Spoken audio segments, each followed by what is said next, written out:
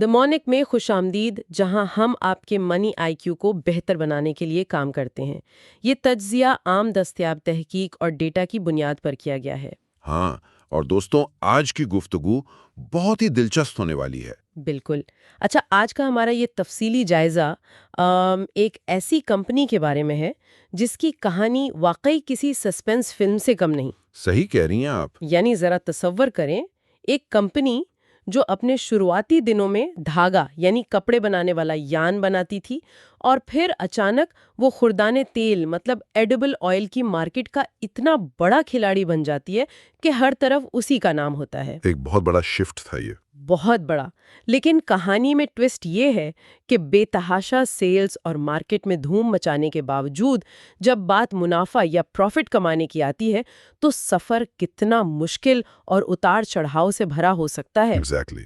तो चलिए इसको समझने की कोशिश करते हैं और देखते हैं कि आखिर पर्दे के पीछे चल क्या रहा है। हाँ, ये वाकई एक ऐसी केस स्टडी है जो किसी भी कारोबार को समझने के लिए बेहतरीन है। आज के इस गहरे तज्जिए का बुनियादी मकसद यही है कि हम यूनिटी फूड्स लिमिटेड, जिसे स्टॉक मार्केट में यूएनआईटी के टिकर से जाना जाता है, उसके मालियाती उतार चढ़ाव का बहुत बारीकी से जायजा लें। यानी उनका पिछले चंद सालों का सफर। हाँ बिल्कुल। हम 2019 से लेकर 2024 तक के सफर को डिकोड करेंगे और सिर्फ आदादुशुमार नहीं, बल्कि हम ये देखेंगे कि कैसे मैक्रो इकोनॉमिक्स जैसे कि इंटरेस्ट रेट्स का बढ़ना या करेंसी का गिरना किसी भी बड़ी से बड़ी कंपनी के प्रॉफिट को खा सकते हैं। ये पहलू बहुत अहम है। देखें, ये कहानी सिर्फ तेल बेचने की नहीं है। ये कहानी टॉप लाइन यानी सेल्स की चमक और बॉटम लाइन यानी हकीकी मुनाफे के दरमियान होने वाली एक मुसलसल जंग की है। अच्छा, तो फिर चलिए बिल्कुल शुरू से स्टार्ट करते हैं। अगर हम यूनाइटेड फूड्स की तारीख देखें तो ये सफर 1991 में शुरू होता है। 1991 में, हाँ। उस वक्त ये एक प्राइवेट लिमिटेड कंपनी के तौर पर रजिस्टर हुई थी और फिर बाद में इसे पब्लिक लिमिटेड कंपनी में तब्दील कर दिया गया। लेकिन जो बात मुझे सबसे हैरानकुन लगी वो इनका बुनियादी कारोबार था, जो कि यार्न मैन्युफैक्चरिंग था। हाँ, मतलब धागा बनाने का काम। फिर अचानक एक शिफ्ट आया और इन्होंने अपना रुख एडिबल ऑयल एक्सट्रैक्शन और रिफाइनिंग की तरफ कर लिया।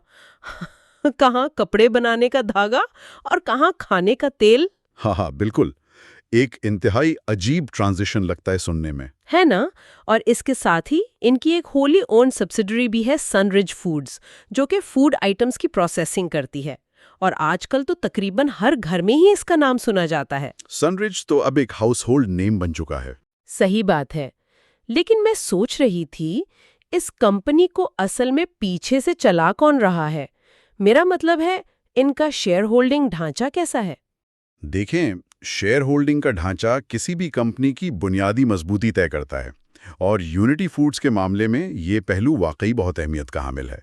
अगर हम जून 2024 तक का डेटा देखें तो मार्केट में इनके तकरीबन 1.25 अरब यानी 1.19 बिलियन शेयर्स हैं। 1.25 अरब शेयर्स, ये तो बहुत बड़ी तादाद है। बड़ी तादाद है, लेकिन यहाँ जो सबसे अहम बात है वो ये कि इस कंपनी का तकरीबन 49% हिस्सा यानी आधी कंपनी एसोसिएटेड कंपनीज के पास है। आधी कंपनी? कौन है ये एसोसिएटेड कंपनीज? इनमें विलमार पाकिस्तान होल्डिंग्स और यूनिटी विलमार एग्रो शामिल हैं। इनके पास तकरीबन 48.92% शेयर्स हैं। अच्छा, विलमार। ये नाम कुछ जाना पहचाना सा लग रहा है मुझे। बिल्कुल। बाकी हिस्से की अगर बात करें तो तकरीबन 26% शेयर्स आम आवाम के पास हैं और 13% के करीब डायरेक्टर्स और सीईओ के पास हैं। तो इस विलमार वाली बात पर वापस आते हैं। एक आलमी लेवल के पार्टनर का होना यूनिटी फूड्स जैसी लोकल कंपनी को कितना बड़ा फायदा देता है? विलमार कोई आम नाम नहीं है। ये ग्लोबल एग्री बिजनेस का एक बहुमत है, दुनिया की सबसे बड़ी कंपनियों में से एक। जब आप एडिबल ऑयल के बिजनेस में होते हैं तो आपको पाम ऑयल इंपोर्ट करना पड़ता है, जिसकी कीमतें आलमी मंडी में हर रोज ऊपर नीचे होती हैं। यानी कमोडिटी मार्केट का रिस्क। सही पकड़ा आपने। तो विलमार के साथ जुड़ने का मतलब ये है कि यूनिटी फूड्स को सिर्फ सरमाया या कैपिटल नहीं मिला, बल्कि उन्हें दुनिया की बेहतरीन सप्लाई चेन, टेक्निकल एक्सपर्टीज और रॉ मटेरियल की खरीद में एक बहुत बड़ा एडवांटेज मिल गया। यानी उनको सस्ते में कच्चा माल मिलने का रास्ता खुल गया। एग्जैक्टली। इस पार्टनरशिप ने यूनिटी को एक आम लोकल रिफाइनरी से निकालकर एक ऐसी कंपनी बना दिया जिसके पीछे एक इंतहाई मजबूत इंटरनेशनल बैकिंग मौजूद है। ये तो हो गई इनकी फाउंडेशन की बात। एक मजबूत बैकर मिल गया और नया कारोबार शुरू हो गया।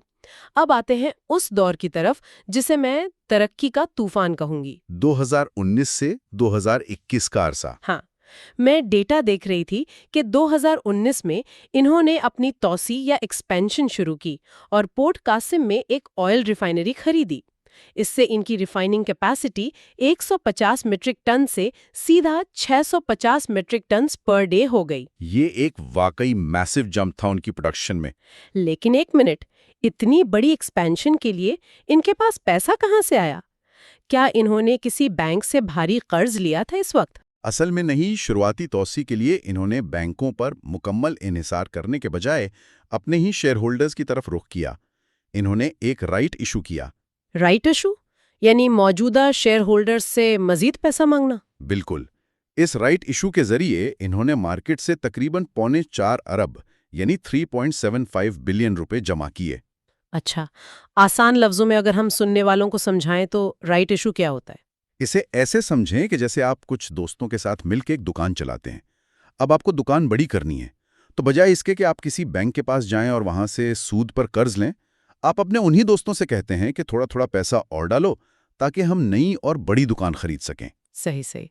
तो इस तरह कंपनी के पास एकदम से पैसा आ गया। हाँ, और इस सरमाए से इन्होंने न सिर्फ कैपेसिटी बढ़ाई बल्कि डिस्काउंट सेगमेंट के लिए 2 नए ब्रांड्स भी लॉन्च किए, ज़ौकीन और एहतिमाम। पाकिस्तान जैसी मार्केट में जहां खुर्दाने तेल हर बावर्ची खाने की बुनियादी जरूरत है, वहां सस्ते ब्रांड्स निकालना तो एक बहुत बड़ा मास्टर स्ट्रोक लगता है। इनकी सेल्स का क्या हाल रहा उस साल? मुझे लगता है एहतिमाम ने तो वाकई धूम मचा दी होगी। हाँ हाँ, सेल्स तो जैसे आसमान से बातें करने लगी थीं। एक ही साल में इनकी टॉप लाइन यानी सेल्स में 400% से ज्यादा का इजाफा हुआ था। 400%? वाओ! लेकिन यहाँ एक कारोबारी हकीकत समझना बहुत जरूरी है। जब आप सस्ते ब्रांड्स बेचते हैं तो आप वॉल्यूम्स तो निकाल लेते हैं, लेकिन आपका मार्जिन बहुत कम होता है। हाँ, क्योंकि आप सस्ता बेच रहे हैं ना। एग्जैक्टली। उनका ग्रॉस प्रॉफिट मार्जिन यानी जीपी मार्जिन सिर्फ 9% के करीब रहा। जीपी मार्जिन यानी चीज बनाने और कच्चे माल की लागत निकालने के बाद जो बचा। सही दलील है। और उस 9% में से भी इन्हें अपने फैक्ट्री के दूसरे खर्चे, सैलरीज, मार्केटिंग और बिजली के बिल देने थे। तो बचा क्या फिर? वही तो। इसके अलावा कारोबार को रोजमर्रा चलाने के लिए इन्होंने जो शॉर्ट टर्म कर्जे लिए थे, उनकी फाइनेंस कॉस्ट भी काफी बढ़ गई थी।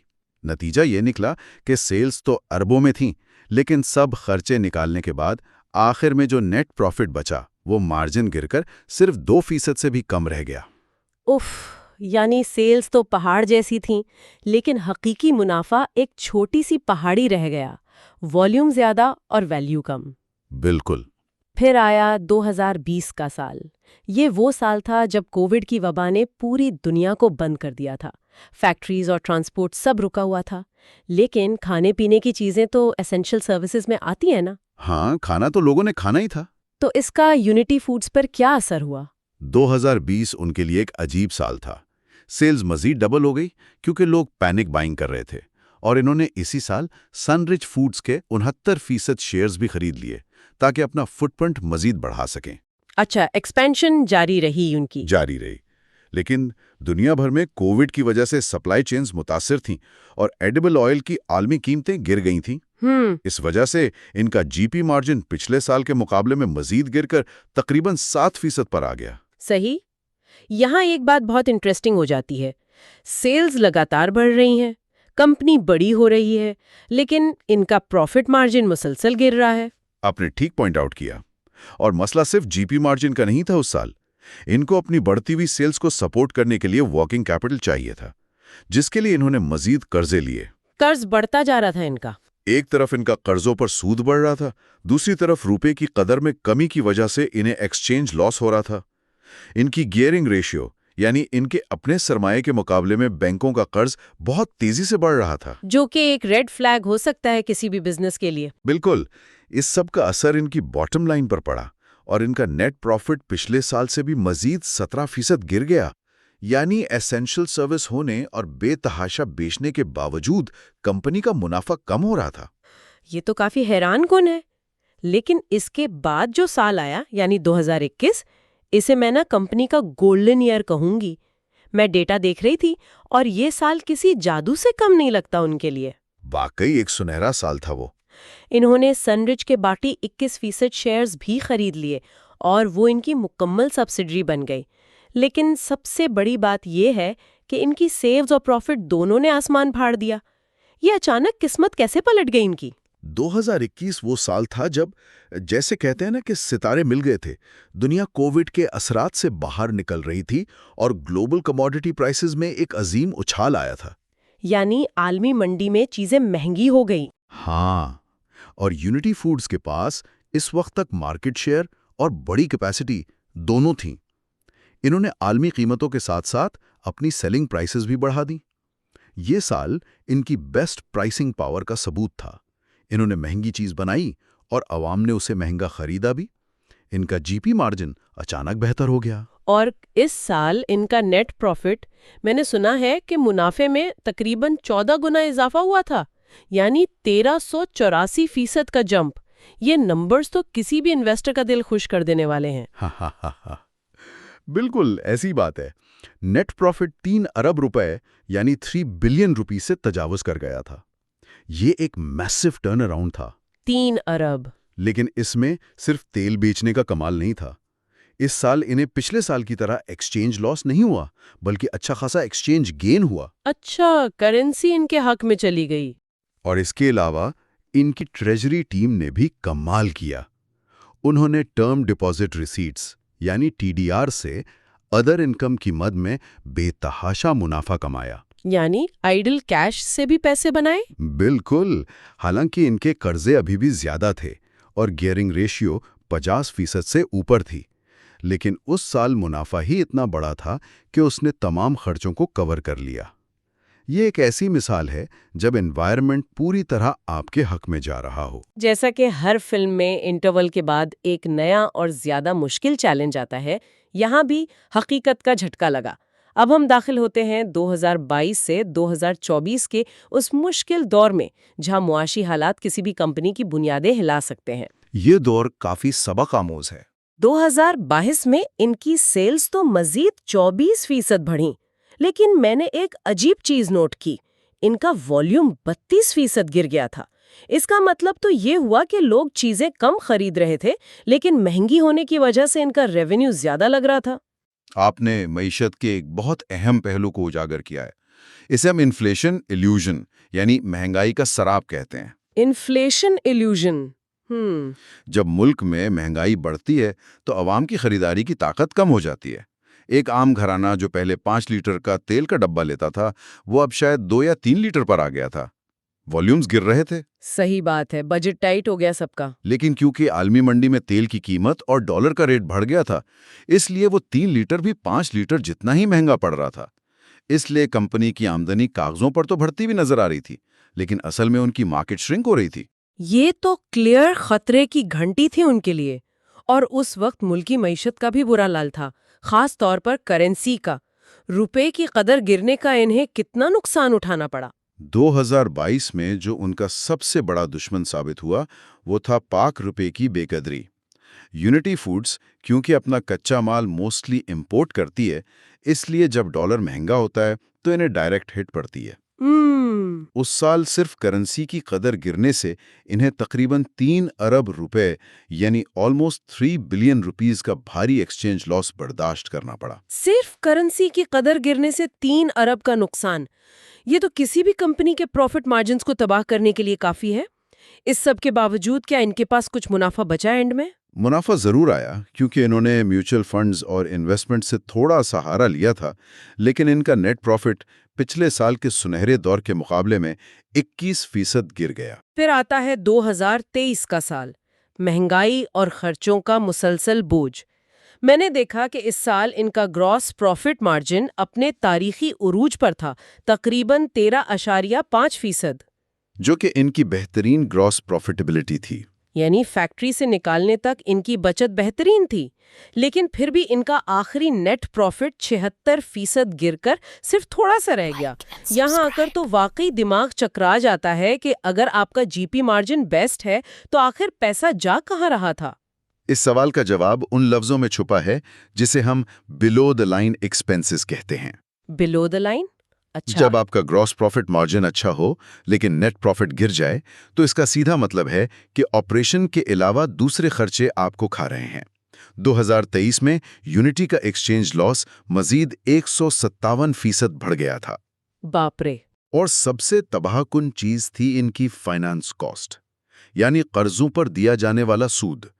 मुल्क में डिस्काउंट रेट्स अपनी तारीख की बुलंद तरीन सतह पर थे, क्योंकि यूनिटी की एक्सपेंशन डेट ड्रिवन यानी कर्जों पर मबनी थी। उनकी गियरिंग रेशियो लगातार 52% से ऊपर चल रही थी। यानी आधी से ज्यादा कंपनी बैंक के पैसे पे चल रही थी। एग्जैक्टली।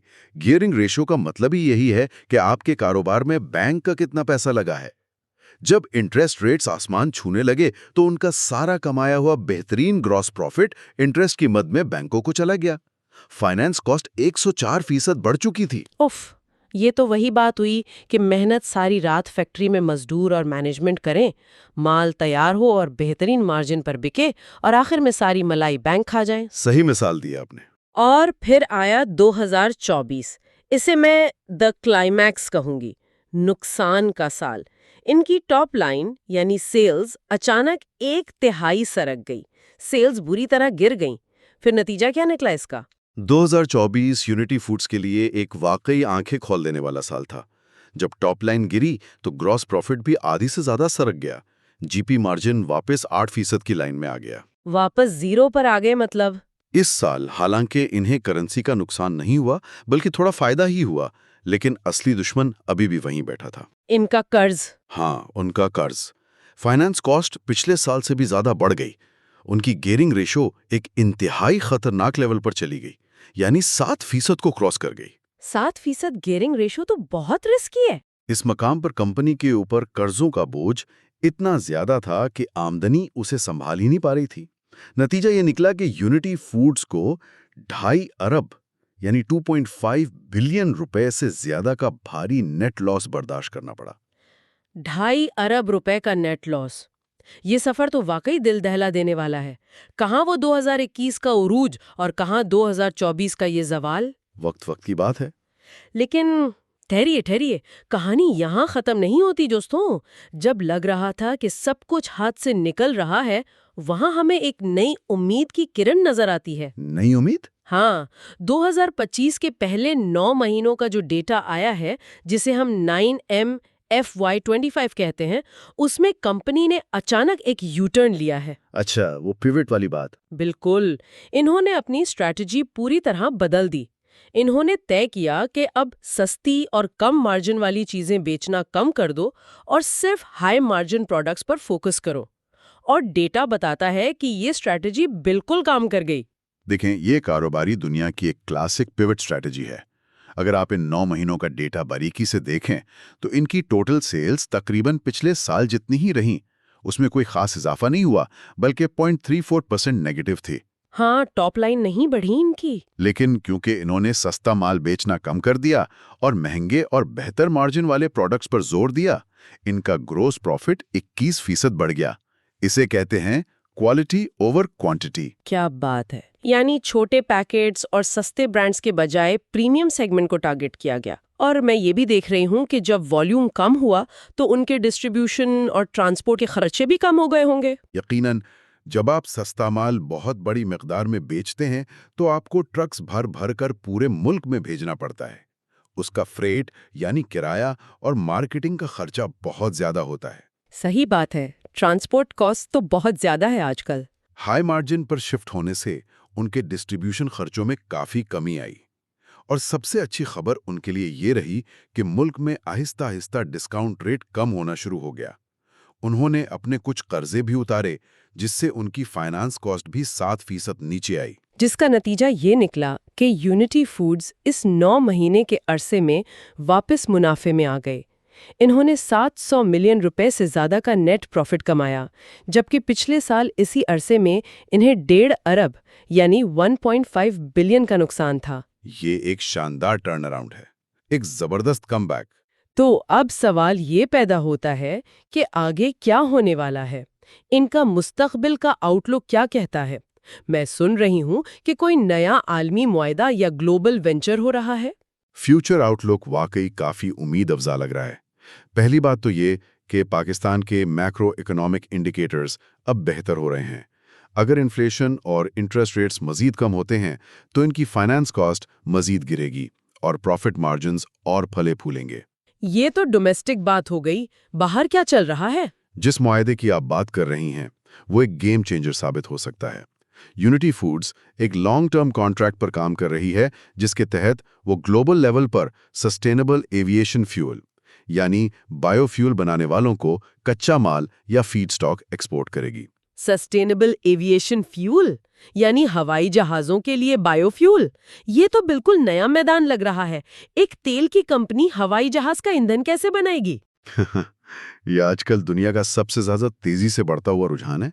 असल में जो खुर्दने तेल का कचरा या बचा हुआ तेल होता है, जिसे यूज कुकिंग ऑयल कहते हैं, उसे प्रोसेस करके हवाई जहाजों के ईंधन में इस्तेमाल किया जा सकता है। वाओ, ये तो मुझे पता ही नहीं था। दुनिया भर में कार्बन एमिशंस कम करने पर जोर दिया जा रहा है और यूरोपियन यूनियन और फार ईस्ट में सस्टेनेबल एविएशन फ्यूल की डिमांड आसमान से बातें कर रही है। अगर यूनाइटेड फूड्स का ये कॉन्ट्रैक्ट रेगुलरली मटेरियलाइज हो जाता है तो ये उनके लिए एक्सपोर्ट्स का एक नया और बहुत बड़ा दरवाजा खोल देगा। और इसका सबसे बड़ा फायदा ये होगा कि इन्हें अपनी आमदनी डॉलर्स में आना शुरू हो जाएगी। एग्जैक्टली। और जब आमदनी डॉलर्स में आएगी तो वो जो 2022 में इन्हें 3 अरब का एक्सचेंज लॉस हुआ था, उसके खिलाफ एक ढाल यानी नेचुरल हेज मिल जाएगा इनको। बिल्कुल ठीक समझिए आप। एक ऐसी कंपनी जो हमेशा रॉ मटेरियल इंपोर्ट करने के लिए डॉलर्स खरीदने पर मजबूर थी, अब वो एक्सपोर्ट करके डॉलर्स कमाएगी भी। ये उनके बिजनेस मॉडल में एक अजीम तब्दीली ला सकता है। कहाँ कपड़े का धागा, कहाँ सस्ता खाने का तेल, और अब हवाई जहाज़ों का बायोफ्यूल। ये कंपनी अजीब ही एवोल्यूशन से गुजर रही है वाकई। ये सब जानकर दिमाग के दरवाजे खुल गए हैं। ये वाकई एक फैसिनेटिंग जर्नी है।